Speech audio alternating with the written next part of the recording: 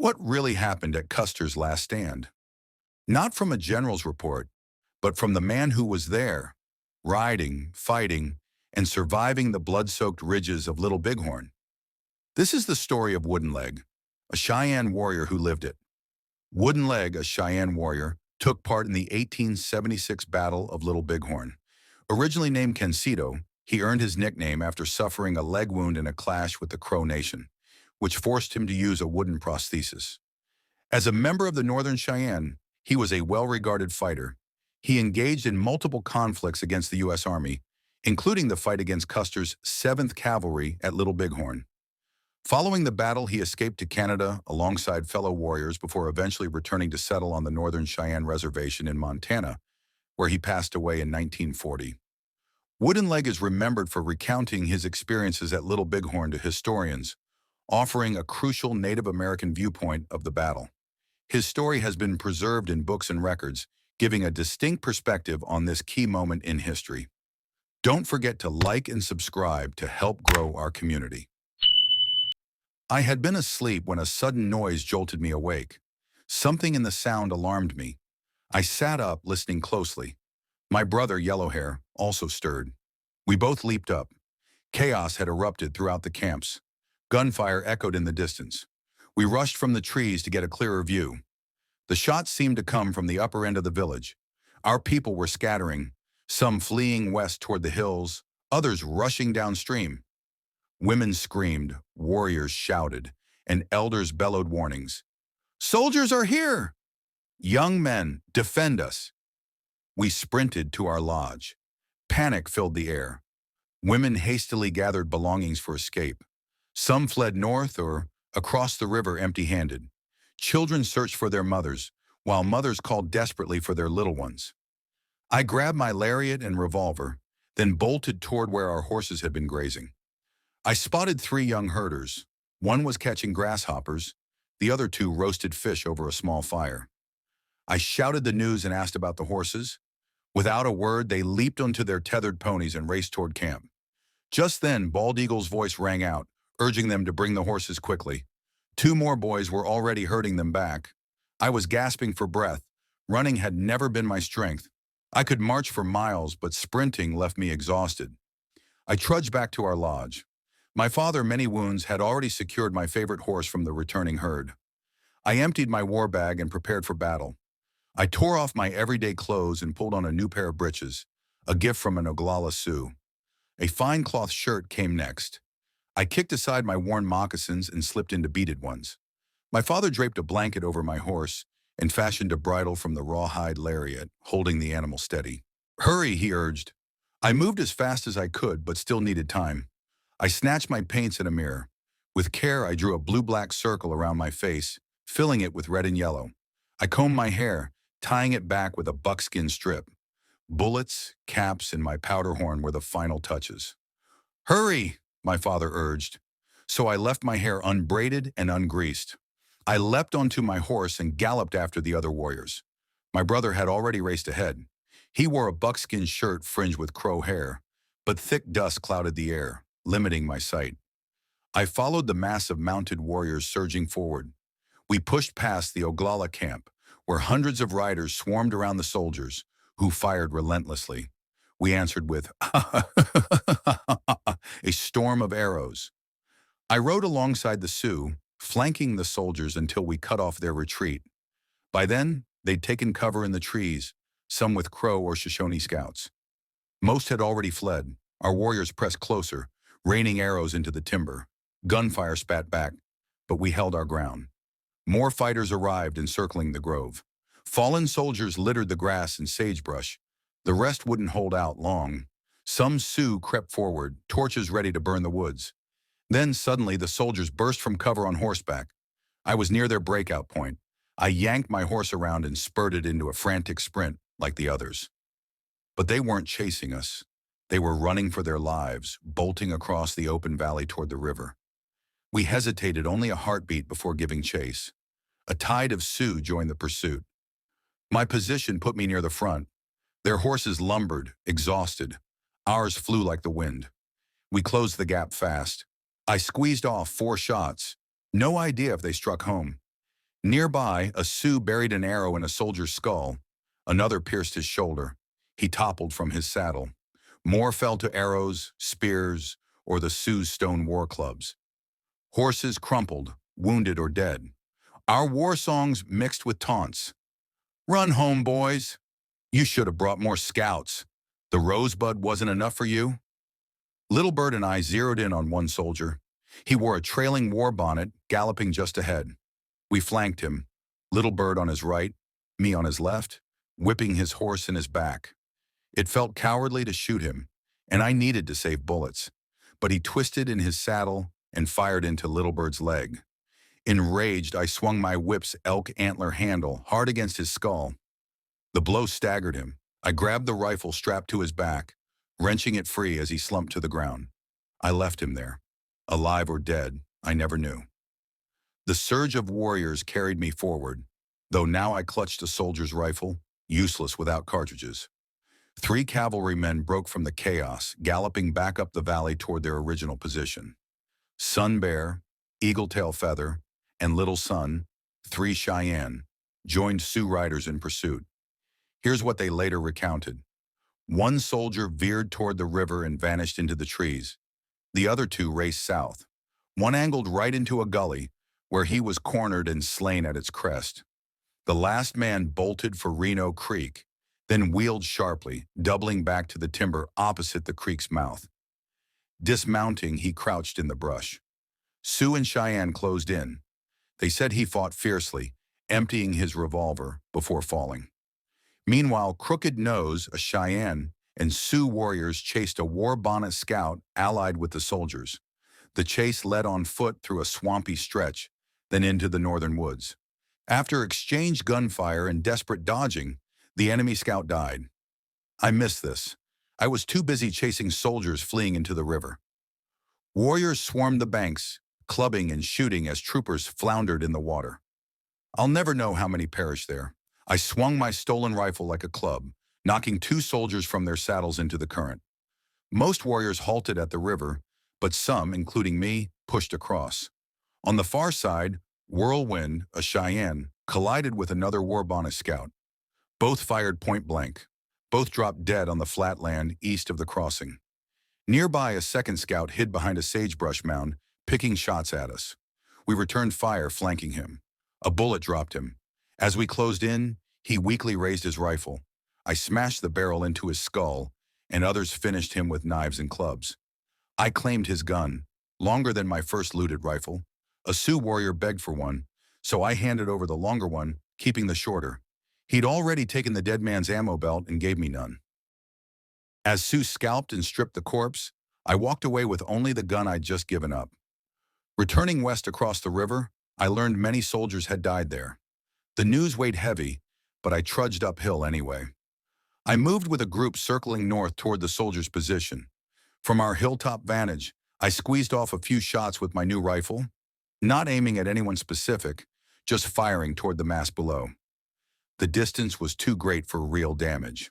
Then a voice shouted, "Look, more soldiers!" I spotted them on far-off hills downstream, still on our side of the river. Word spread fast. Warriors peeled away, some riding the ridge lines, others fording the river to flank through the valley. I chose the valley route. My horse skidded down the slope, splashed across the river, then wove through the camps toward our Cheyenne circle at the village's end. Glancing east, I saw swarms of warriors skirmishing with the new soldiers on the distant hills. I couldn't tell if anyone still fought the first group. Probably not. Who'd stay once the others left? Our camp stood half empty. Most women, children, and elders had fled west into the hills. A few darted between lodges, salvaging supplies. Only my father remained at ours. I recounted the battle upstream, how I'd helped kill the scout and soldiers in the river, and handed him the tobacco I'd looted. When I showed off the rifle and cartridges, he nodded. "You fought bravely, rest now." "No," I argued. "This gun makes me stronger. I'm going back." He frowned. "Your horse is spent. I'll take the other one." With a sigh, he turned loose my exhausted mount and roped my second horse from the herd. As he blessed it with protective medicine, I did the same for myself, strapping on my sheath knife. Across the river, the new battle raged. Warriors streamed northeast, some fresh from camp, others arriving from the first fight. The soldiers had formed lines along a ridge, while our men fanned across lower slopes, flanking them. My father gripped my arm. "Your brother's already there. Must both my sons risk themselves? You've no shield, no flute. Hang back. Shoot from afar." Nearby, two younger warriors hesitated. I jangled my cartridges, boasting of the spoils we'd taken. Guns, tobacco, even a dead man's clothes. Their hesitation vanished. They swung onto their horses and joined me as we forded the river at the wide shallows east of the coulee, where warriors streamed across in waves. We merged with the flow, mostly Sioux, with scattered Cheyenne riders, and spurred our mounts up the valley. As we neared the fighting, the mass dissolved into individual paths. Though every warrior had arrived on horseback, most now dismounted, creeping forward through gullies on foot. Yet hundreds still crisscrossed the battlefield, some repositioning, others charging recklessly before the soldiers' lines to prove their courage. I angled left up a gulch, trailing Cheyenne fighters. More approached from the soldiers' eastern flank. While tribes naturally clustered, the lines blurred. Sioux, Cheyenne, and others fought shoulder to shoulder. The soldiers had advanced along a high ridge 2 miles east of our camp, before veering onto a lower spur, where most would meet their end. Earlier, scattered Sioux and Cheyenne had traded long-range shots with them from the distant ridge, harmlessly. Bobtail horse, elk society, roan bear, fox, and buffalo calf, crazy dog.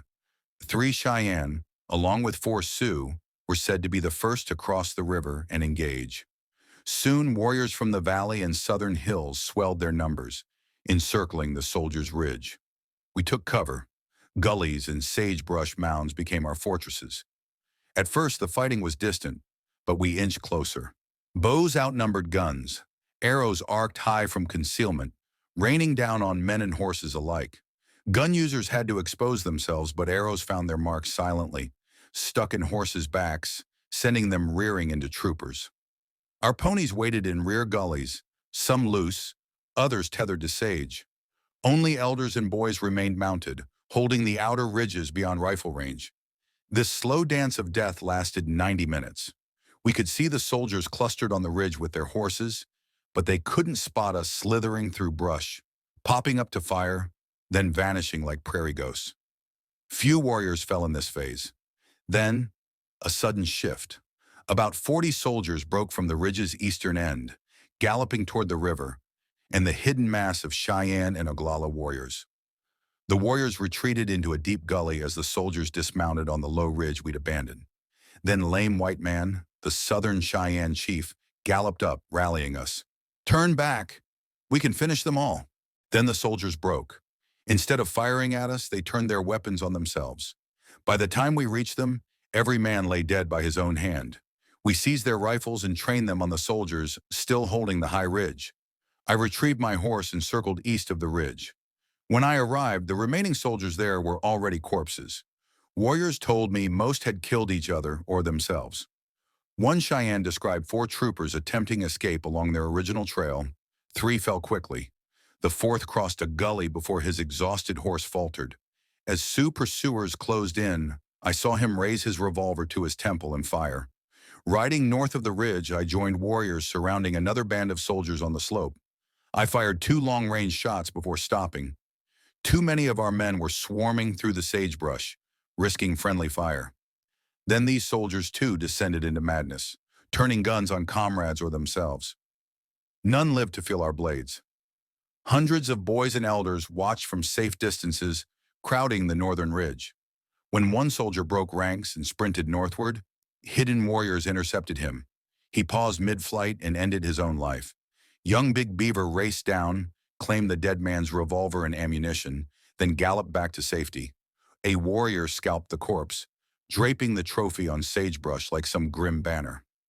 As I surveyed the field, a two-spirit warrior grabbed my arm. "There, the soldier chief, the one giving orders." But before they could point clearly, stampeding horses churned up dust, obscuring everything. The moment, and perhaps Custer himself, was lost in the chaos. Within moments, we'd surrounded the troopers. As Lame White Man shouted the charge, Warriors began their deadly dance, leaping up, surging forward, ducking down, inching closer with each movement. I noticed a Sioux warrior staggering away from the battle toward the gully. He swayed unsteadily, collapsing and rising repeatedly. As he passed near me, I recoiled in horror. His entire lower jaw had been shot away. The gruesome sight turned my stomach, forcing me to vomit. I never learned his fate or identity. For most of the prolonged fighting, I followed my father's advice and remained mounted, keeping my distance while circling the battlefield. Only when soldiers charged toward the river did I dismount briefly to join the advancing warriors. After that skirmish ended, I remounted and rode to the gully north of the ridge's western end. By now, only one group of soldiers remained, taking cover behind their dead horses at the ridge's western edge. Hundreds of warriors silently closed in from all sides. From my position in the gully, I could see our warriors blanketing the north slope, though the soldiers only caught fleeting glimpses when someone rose to fire. During earlier fighting, I'd fired both my captured rifle and six-shooter multiple times from horseback. Now, crawling up the slope with my horse tethered by a long lariat, I had better aim. Though I couldn't see specific targets, I fired toward the dead horses marking the soldiers' position. A war-bonneted Sioux lay ahead of me behind sagebrush, near where the memorial stone now stands. As he peered up to fire, a bullet struck him square in the forehead. His limbs jerked violently before he went still. Behind him, a Cheyenne boy waited to count coup on fallen soldiers when the fighting ended. The terrified boy scrambled down the gully and fled. Suddenly, a lone soldier on horseback emerged behind the advancing warriors, galloping desperately eastward. He must have been hiding until the warriors passed. A group of Sioux warriors gave chase, disappearing beyond the hill's curve. I assume they caught and killed him. The soldiers' gunfire ceased. Warriors creeping closest shouted that all the white men were dead. A chaotic surge followed. Warriors, boys, and elders rushed forward in a cloud of dust and smoke. The scene resembled a massive dogfight in its frenzy. Many claimed these last soldiers, too, had turned their guns on themselves, though I couldn't verify this. 7 soldiers made a final dash down the coulee toward the river, but surrounded Indians cut them down. Later accounts suggested some may have committed suicide. In the aftermath, a bizarre moment occurred when one seemingly dead soldier propped himself up on his elbow, his dazed expression suggesting complete confusion. As startled warriors recoiled, a Sioux brave seized the man's pistol and shot him through the head, followed by a flurry of blows from others. I believe he was the battle's final casualty. This last man was powerfully built with a stubby black beard and distinctive curled mustache. He fell near where the white stone markers now stand. Though some Cheyenne later claimed he wore officers' bars, we noticed no insignia at the time.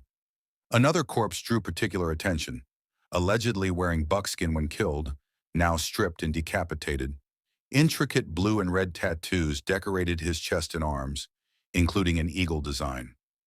A leather packet on his arm contained papers, making some speculate he was the leader, though none could confirm. The fighting had lasted from mid-morning till early afternoon. Among the dead, one fair-bearded soldier caught my eye. His exceptionally long yellow facial hair inspired me to take an unusual scalp. Carefully skinning one side of his face to preserve the beard, I mounted it on an arrow shaft as a macabre trophy. As I moved through the carnage, word came that Noisy Walking lay severely wounded. I found Noisy Walking in the gully where the first group of soldiers had fallen. Though my childhood friend claimed to feel good, his pallor betrayed 3 bullet wounds, one clean through his body, and multiple stab injuries. His father, the renowned medicine man White Bull, had been notified, and women relatives were approaching with a travois to carry him home. Moving eastward, I spotted a nearly concealed body. The missing scalp puzzled me. Was this an enemy scout? Something about the figure seemed familiar. Summoning my brother Yellow Hair, we examined the corpse and made a grim discovery. Our own war chief, Lame White Man. The evidence suggested a tragic error. His finest clothing remained untouched. A Sioux warrior likely mistook him for an enemy in the chaos. A single bullet had pierced his chest, accompanied by multiple stab wounds. We discreetly covered his body with a blanket, avoiding confrontation with our Sioux allies. Within hours, his widow arrived with female relatives to claim his remains. Across the field, mourning women, mostly Sioux, retrieved their dead and wounded. The victory's joy faded as I heard their wails, reminded of our own losses. Among the fallen soldiers, I noted uniform markings, shoulder decorations, and sleeve stripes, though their significance escaped us at the time. We assumed they represented some white man's war medicine. Our battle preparations followed sacred customs. Horses bore only blankets and lariat bridles, allowing quick recapture if riders fell. 12 Cheyenne wore full war bonnets, including chiefs and seasoned warriors. None fought naked. All wore their finest battle regalia. Some Sioux warriors employed dramatic disguises, including buffalo and bear skins. Discovering metal bottles among the dead, we identified the contents as whiskey, a foreign concept to most.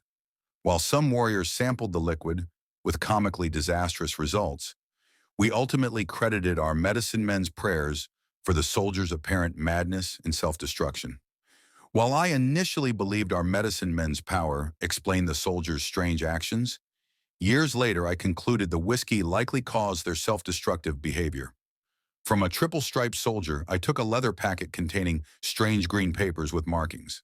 Though I tore up the contents, I kept the holder as a trophy. Many warriors found similar packets. Most were discarded or given to children as curiosities. By mid-afternoon, I left the battlefield wearing captured soldiers' clothes that fit poorly, the sleeves and pants too short. I carried 2 metal whiskey bottles, 2. My unusual beard scalp mounted on an arrow shaft. My grandmother recoiled when I offered her the scalp trophy. After boasting of my battlefield exploits, killing a scout, capturing guns, clubbing soldiers, she reluctantly accepted it, though it clearly disturbed her. I shared one bottle among friends while giving the other to Little Hawk, who drank it all and promptly became violently ill. A commotion erupted near Arrow's All-Gone camp, where Sioux warriors surrounded newly arrived Indians. Angry shouts of "kill them" mixed with calls for restraint. Above the chaos, one voice thundered, "I had nothing to do with the soldiers. I'm all Indian, all Cheyenne." The voice of Little Wolf, one of our 4 revered elder chiefs, thundered over the angry crowd. Speaking in our tongue, which few Sioux understood, he stood proudly among 7 lodges of families who had just arrived. Yellow Horse, a Southern Cheyenne elder, nudged me forward. "You're his relative, and speak Sioux. Be his voice." As we pushed through the hostile crowd, I saw even some Cheyennes like White Bull, distraught over his wounded son noisy walking, accusing Little Wolf of collaborating with soldiers. When I questioned him, the chief's eyes flashed. "You foolish boy! Would I bring women and children to join soldiers? Does anyone think I'm a white man's dog?" His chest swelled. "I'll fight any man who says my heart isn't Cheyenne." Little Wolf explained how his band had spotted soldiers camped on the upper Rosebud, traveled cautiously through the night, found abandoned army supplies, witnessed the battle from distant hills, only approached when gunfire subsided. After I translated his story, the Sioux war leader declared him innocent. Though some grumbled about his late arrival, the crisis passed when Little Wolf's women distributed precious reservation sugar and coffee to smooth tensions. That afternoon, our people conducted sacred burials. Lame white man received honors fit for a chief. I helped interlimber bones in a hillside crevice, carefully. 1. Clearing a sheltered cove. 2. Wrapping his body in blankets and buffalo robe. 3. Sealing the tomb with flat stones. His mother remained to mourn as we returned. The Sioux erected traditional burial teepees for their fallen. As custom dictated after death, all tribes began relocating. Cheyennes moved approximately 1 mile downstream northwest. Sioux bands retreated toward the Bench Hills west of Little Bighorn. Most camps settled west of what would become the railroad, except Cheyennes during the initial attack on the Hungpapa Circle. Nearly all non-combatants fled northwest to the hills. Camp circles stood nearly empty until soldiers were repelled. Returning refugees created such crowds that horsemen could barely pass. When the second soldier group appeared on the eastern ridge, Cheyenne civilians who had crossed the river rushed back. No one knew the soldiers' numbers or intentions. The sudden attack had caught our camps unprepared in the chaotic evacuation. Families grabbed what precious items they could carry. Many took shelter on the western benchlands to observe the battle. When no new threats emerged, people made quick trips back to salvage more before returning to the hills. As the battle's outcome became clear, our people moved with cautious relief.